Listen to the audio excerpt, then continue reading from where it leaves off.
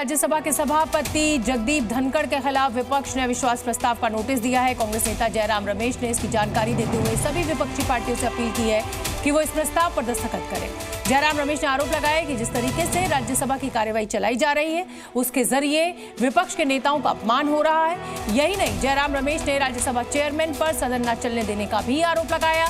कांग्रेस कह रही है कि उनके लिए कोई विकल्प नहीं बचा था और इसीलिए उन्होंने अविश्वास प्रस्ताव का कष्टकारी फैसला लिया, लेकिन उनका यह कदम संसदीय लोकतंत्र के हित में है। जयराम रमेश का कहना है कि कोई विकल्प नहीं था। हालांकि जगदीप धनखड़ के ऊपर विपक्ष पहले भी हमलावर रहा है। जिस समय वो राज्यपाल थे बंगाल के, उस समय ममता बनर्जी के साथ उनके तल्ख रिश्तों के लिए वो चर्चा में रहे और हमेशा ये कहा गया कि वो ममता सरकार को काम नहीं करने दे रहे। उसके बाद यहाँ केंद्र में आकर जब उन्होंने यहाँ पर ये सभापति राज्यसभा के बने, उसके बाद फिर एक बार विपक्ष इसी हमले को लेकर उन पर प्रहार कर रहा है, इसी बात को लेकर उन पर हमला कर रहा है। अविश्वास नोटिस अब सभापति जगदीप धनखड़ के खिलाफ लाया गया है। और कांग्रेस के नेता जयराम रमेश को किस तरीके से इस अविश्वास प्रस्ताव को जस्टिफाई कर रहे हैं या सही ठहरा रहे हैं वो आपको सुनना चाहिए। हालांकि ऐसा बहुत ही रेयर टू रेयर केस में होता है कि जब सभापति के खिलाफ अविश्वास प्रस्ताव विपक्ष लेकर आए। जिस तरीके से उन्होंने सभा चलाया है, सदन चलाया है और खास तौर से कल जो देखने को मिला हमें मजबूर कर दिया। सारे इंडिया पार्टी सभी ने हस्ताक्षर किया है इस अविश्वास प्रस्ताव पर। कोई भी पार्टी छोटी नहीं है, कोई भी पार्टी, सारे पार्टियां एक आवाज से कह रही हैं कि आप पक्षपात कर रहे हैं। आपका कर्तव्य बनता है कि बिना पक्षपात से आप सदन चलाएं।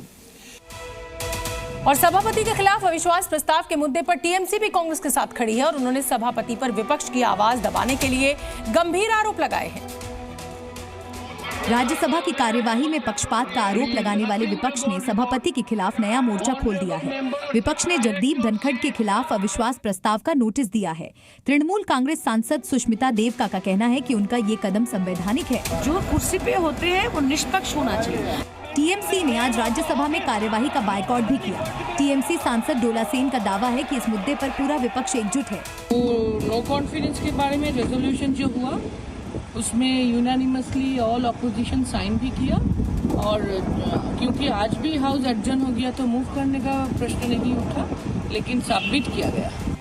अगर राज्यसभा में नंबर गेम की बात करें तो विपक्ष के पास उतने नंबर नहीं है कि वो धनखड़ को उनके पद से हटा सके। और उधर संसद में शीतकालीन सत्र चल रहा है। अडानी के खिलाफ कांग्रेस का प्रदर्शन आज भी देखने को मिला। कांग्रेस की महिला सांसदों के हाथ में काले बैग दिखे और इन पर मोदी अडानी भाई भाई लिखा हुआ था। लगातार ये चौथा मौका है जब कांग्रेस के नारों के चलते अडानी का विरोध किया गया। 4 दिनों की 4 तस्वीरें हम आपको दिखाना चाहते हैं। कांग्रेस की महिला सांसदों के बैग पर नारा लिखा हुआ था और मोदी अडानी भाई भाई। यहां पर यह भी समझना होगा कि विपक्ष के कंधों पर जिम्मेदारी होती है ताकि सदन में जनता के मुद्दों को उठाया जाए। सत्ता पक्ष जो है वो सोरोस के नाम को लेकर कांग्रेस पर हमलावर है, सदन नहीं चल रहा है, और इधर विपक्ष जो है वो अडानी और मोदी के रिश्तों को लेकर हमलावर है और कुल मिलाकर सदन नहीं चल रहा है। शीतकालीन सत्र शुरू हुए 15 दिन हो चुके हैं, लेकिन अभी तक सदन में एक भी सार्थक चर्चा आपने नहीं सुनी होगी। ये देखिए, टी शर्ट, मुखौटा, मास्क, बैग, हर तरीके की बात हो रही है। विपक्ष जो है वो हमलावर है अडानी को लेकर, सत्ता पक्ष जो है वो सोरोस को लेकर गांधी परिवार पर और कांग्रेस पर हमलावर है। कुल मिलाकर पिस कौन रही है इस देश की आम जनता, जिनके मुद्दों की बात नहीं हो रही है संसद में। एक एक दिन की जो कार्यवाही है वो करोड़ों की होती है सदन में, लेकिन वो कार्यवाही हो नहीं रही है। जनता के मुद्दों को उठाया नहीं जा रहा है, ना सत्ता पक्ष के द्वारा और ना विपक्ष के द्वारा।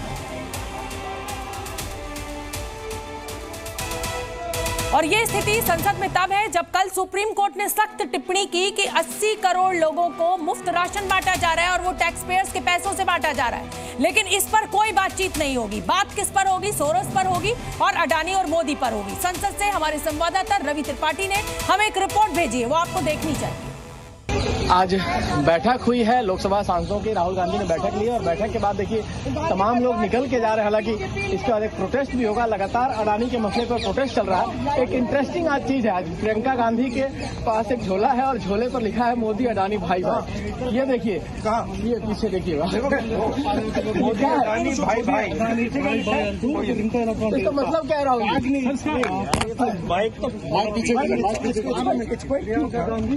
काफी क्यूट है, देखो डिजाइन किसने किया डिजाइन?